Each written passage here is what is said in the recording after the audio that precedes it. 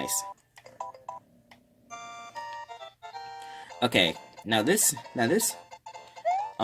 level I remember because it introduces something that I believe that every Mario game should have, or at least it has become a staple.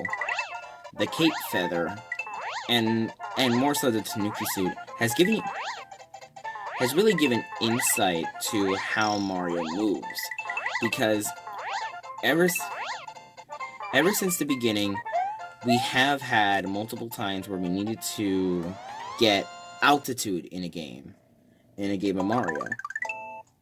And look, I already found a secret. That's actually a secret. I wasn't even trying to get that. I was just trying to just speed run to the end of the level. Though that is kind of the thing about Mario, about the Cape Feather. As you can kind of tell, you can kind of just cheese the whole thing. I didn't even have to worry about anything at the bottom of the level because why should I? I can fly over it. That is a problem with making a level that introduces flying. When you have a flying base level, when you have a flying base level, you need to account for the people who are actually flying. Of course, this is the introduction, so I feel like they just want you to practice using the Cape Feather, because, quite honestly, the Cape Feather is complicated to use if you don't have the right rhythm. It isn't like the Tanuki suit or the propeller suit from Mario Wii. You don't just hold the button. You have to actually you actually have to gosh dang it. Oh well. That's a bummer. That's a bummer. That's kind of a bummer. Ooh, mushroom. Nope. These Cape Yoshi, Cape Koopas? I guess that's what they're called. Super Koopas? I think they're called Super Koopas, actually.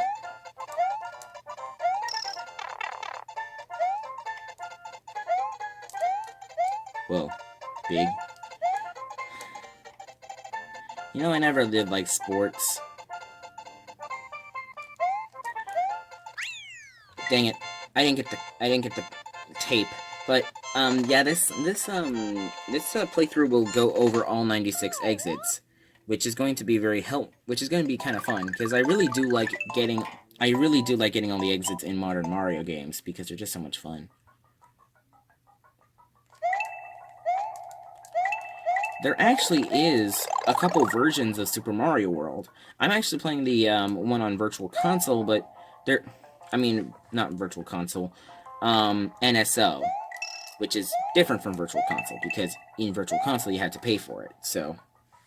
Virtual Console was very interesting to me. I actually did purchase this game for my 3DS Virtual Console. I have to say that it is kind of fun to play SNES games on a portable system, but I guess now that I pay for Nintendo Switch Online, and I get it for free, I now just get everything for free, basically, so... That kind of sucks, but, you know, that's kind of a thing. Like, at least now I have the option. Options are always good. Options are always good to have. That's kind of the thing. Options are always good to have. So if I wanted to play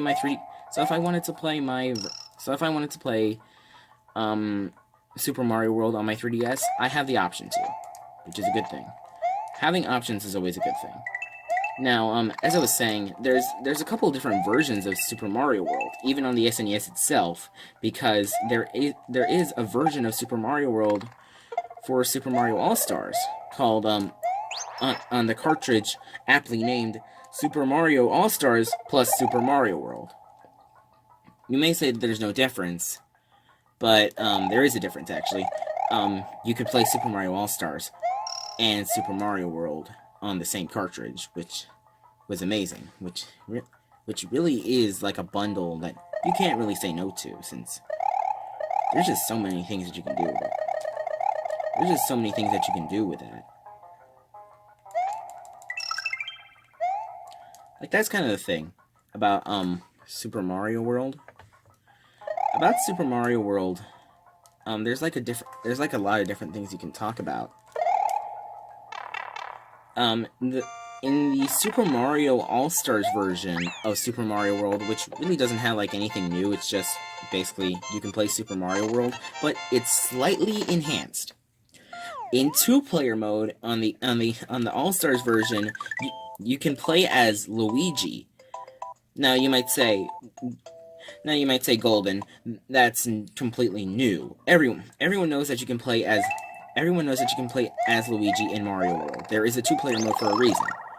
Well, I'm gonna say no, because it's actually Green Mario in this version of Super Mario World. They because in this version of Super Mario World, it's just Green Mario. I feel like Super Mario World really. I feel like Super Mario All Stars really established that Green Mario and Luigi, that the era of Green Mario is over and Luigi is here to stay. I believe that's one of the reasons why they wanted to remake Super Mario. Why they wanted to remake all those NES games to the Super Nintendo. Also, there was like a whole thing about like. I remember hearing about like this whole thing about Super Mario World, where like one of the things that I heard about was that people were complaining that Super Mario World that the Super Nintendo was a new you couldn't play like your Super Mario. You couldn't play your Super Mario on your SNES. You couldn't play NES games on your Super Nintendo console. Now that's a nitpick, if anything, because really, I guess it makes sense. No one really knew the video game landscape at the time. It was basically just new stuff at the time. Now, just Super Mario, it just kind of established that people would get angry over it because, some people don't want to change. Some people don't want to deal with that sort of thing because, well, it's just a lot. It's more money that you have to pay for. Nowadays, people who complained about that would be told by the internet, no, you're supposed stop complaining. If you don't want it, don't buy it. But back then, they didn't know that. They didn't know that they had to upgrade their console. They thought they could just keep the NES. But now you have a Super Nintendo, which is stronger, but you can't play your NES games on your Super Nintendo. However, you can play your Game Boy games on your Super Nintendo. Which was odd. Which was still an odd thing, but, I don't exactly care. But then again, I guess I just grew up in a different time period where if I wanted something, I would have to pay for it, I noticed, when I look back in my life, I realized that I never really got anything from it. Like, when I really look back in my life, I understand that, well, I didn't have to ask my parents to buy my stuff because I just kind of said, if I wanted something, I'd buy it myself. That's kind of like the whole thing that I thought of. That's just like the whole thing. If I wanted something, I would have to buy it myself. I'm not saying that asking for something or expecting something is wrong. I'm just saying that was how I grew up. That is how I grew up. I'm not saying that anyone else is wrong for thinking that, oh, you're allowed to be. You can't think like that. But whatever. There's 96 exits in this game, as far as I can tell. Because on the file select, you can get 96 exits and then you'll get a star, which is cool. Because there are like multiple different exits in multiple different places.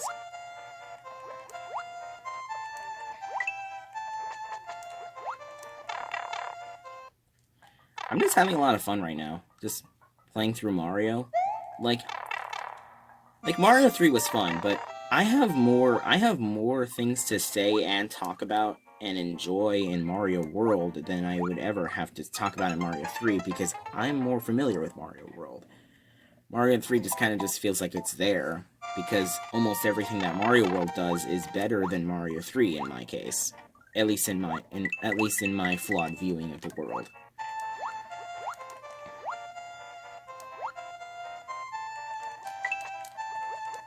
I'd probably beat this game in one sitting if I had enough time.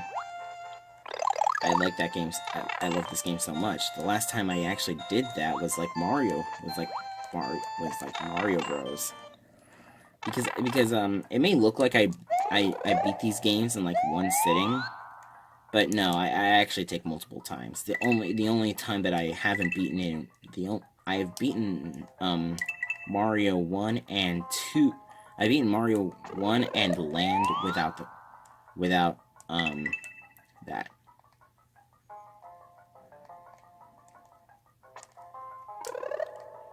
Because of Mario. Because, you know, these games take a while. These games take a while to beat.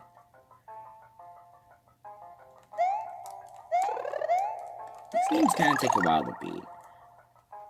I mean, they're just dinky NES games, and now we're into SNES games, but still, it takes a bit of a time to beat a Mario game, even with...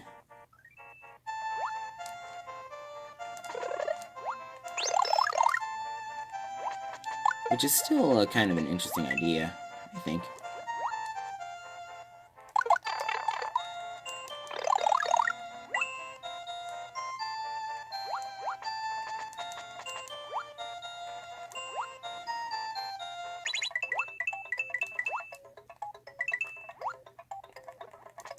Mario World enhanced Mario 3's ideas and put it into a more modern and, well, yeah, just a more modern take of the game itself. Because Mario 3 was flawed in its level design and presentation, was flawed mostly in its level design, but also with... It gave you this wide open world to explore, but it kind of forced you to replay that world. It forced you to kind of replay that world over and over again if you actually didn't try to enjoy it. That is kind of the thing about Mario World. About Super Mario World versus like Mario 3. Because there are so many things that I would say went wrong with Mario 3, or at least I just don't like about Mario 3. Shoot.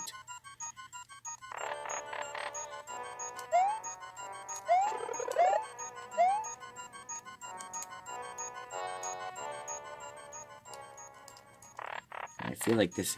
Oh yeah, this marked the invention of the modern Mario Ghost House. That's kind of cool. I kind of do like the idea that, well, all these things are just Mario-based. Like Ghost House are like a staple now in Mario. Nice. I think I'll come back later.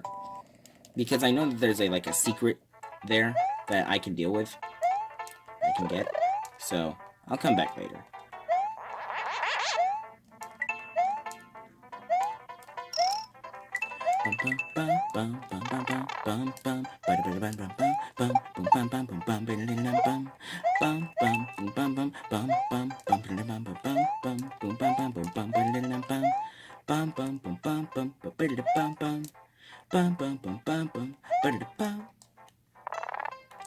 There's actually that note block right there. Well, I guess it is a note block, but you know, it just tells you a note, or it's like a message block, I guess. It's what it's called. That message block actually tells you that you can use the shoulder buttons to look forward and back in a level. Now, personally, I never really used that feature. I found it just fine enough. But I like that there was a consideration for that. Like, if you're really scared about running into something, you could just do that, and it would fix the problem.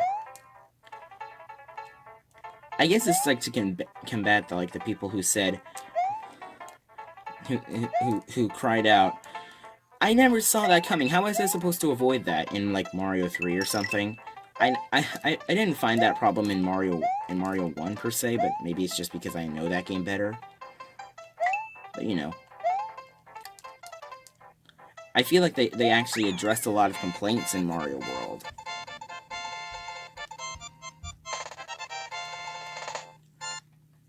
And I'm having a lot of fun right now. Like, Mario 3, I was having...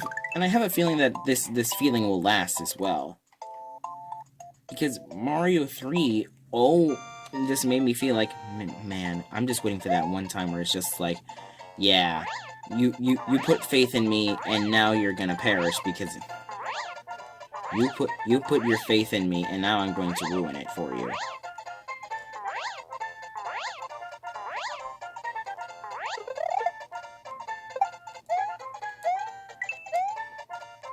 Shoot.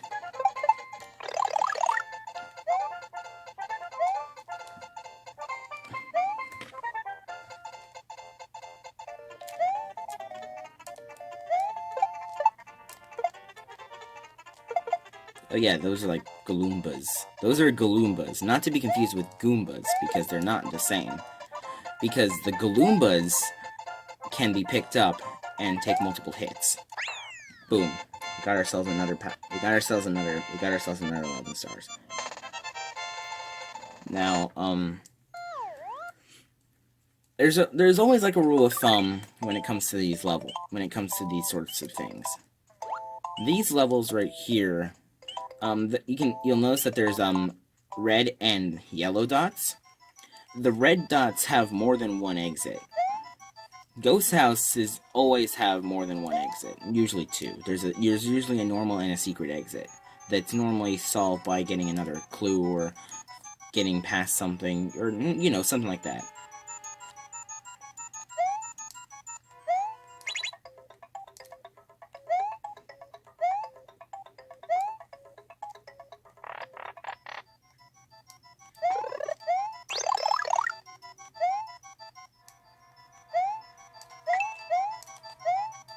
There's always, like, different secrets and such.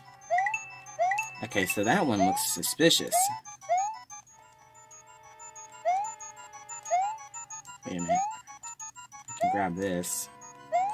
I can put it down here. Boom. I believe this is the secret exit, so I'm gonna get the secret exit first.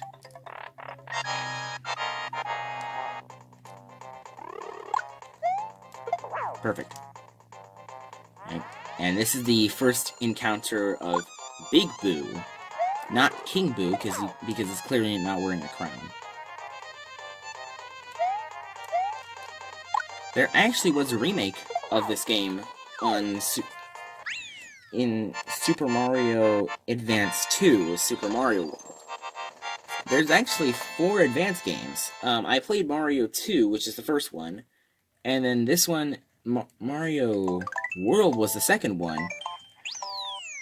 Yoshi's Island was the third one, and then what was the fourth one? Oh yeah, Super Mario 3 was the fourth one. So the second Mario game was the first one. The fourth Mario game was the third one. A spin-off of the fourth Mario game was the third one, and the third one was the fourth one.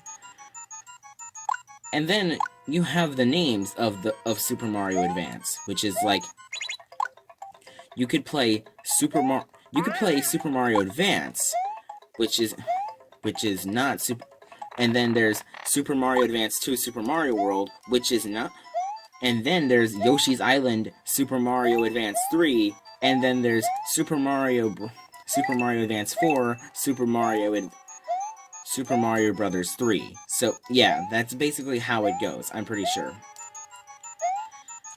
If I ever make a trivia game, if I ever make like a trivia game and I ask like people to play it, I'm gonna make that a question. Like, which one of these doesn't exist?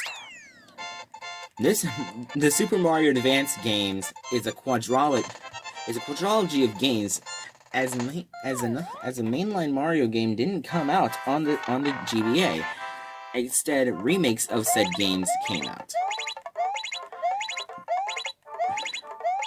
But of course, there are different naming conventions for these games. Which one of these isn't correct? Which one of these games doesn't exist?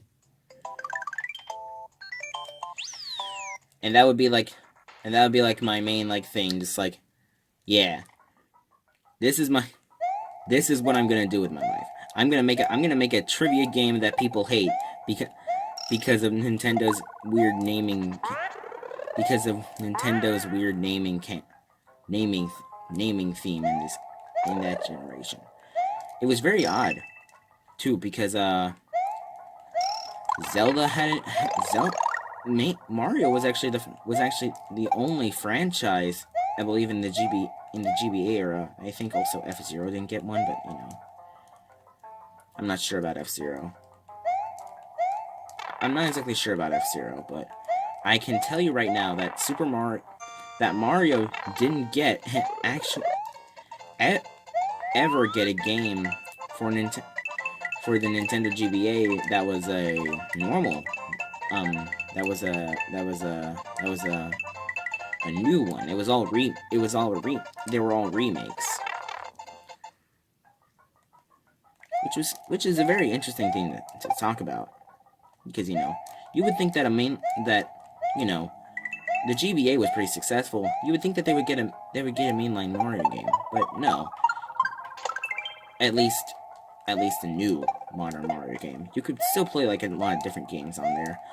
I mean, Super Mario World and Mario 3 and even Mario 2, it's still better on the GBA than it is on the Super Nintendo and the NES. And I can say that with a clear conscience. Because Super Mario Bros. What was it? Because Super Mario Bros. 2 has more stuff to offer in the advanced port. It was a full-blown remake, I'd say, and it's better than, and it added like these super cool voice lines, which I still think is kind of cool. I think there was even like a new boss in that game. Ooh, thwomp. I think there was even a new boss in that game, but I could be wrong. But I believe there was like a Robo-Burro. I want to say that, but I'm not sure.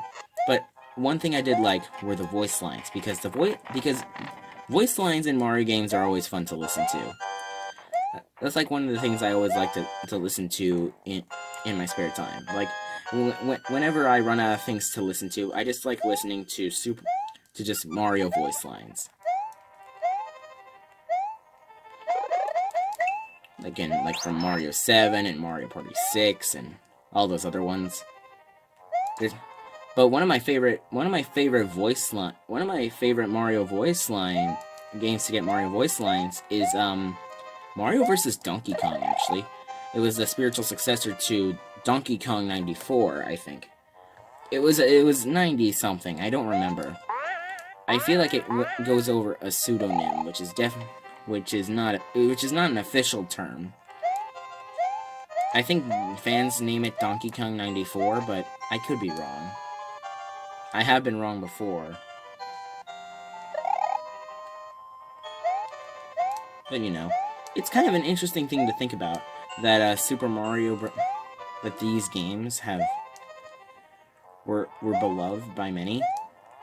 Like Mario vs. Donkey Kong, I always wanted to play that game. And it's spun off into the Mario vs. Donkey Kong series, which was still pretty cool. Like Mario vs. Donkey Kong is like really fun. Like it looks fun at least. And really, what all you need if I think a game looks fun, I'm gonna play it. Get the Switch and ooh, you even get a cool stuff there. Press.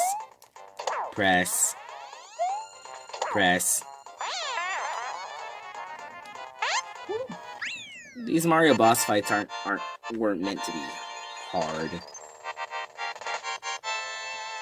They're still fun.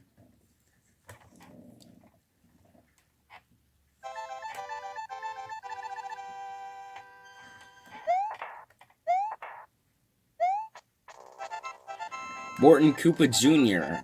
Of Castle Number 2 is now just a memory. The next area is the underground Vanilla Dome. What traps await Mario in this new world, and what will become of Princess Toadstool?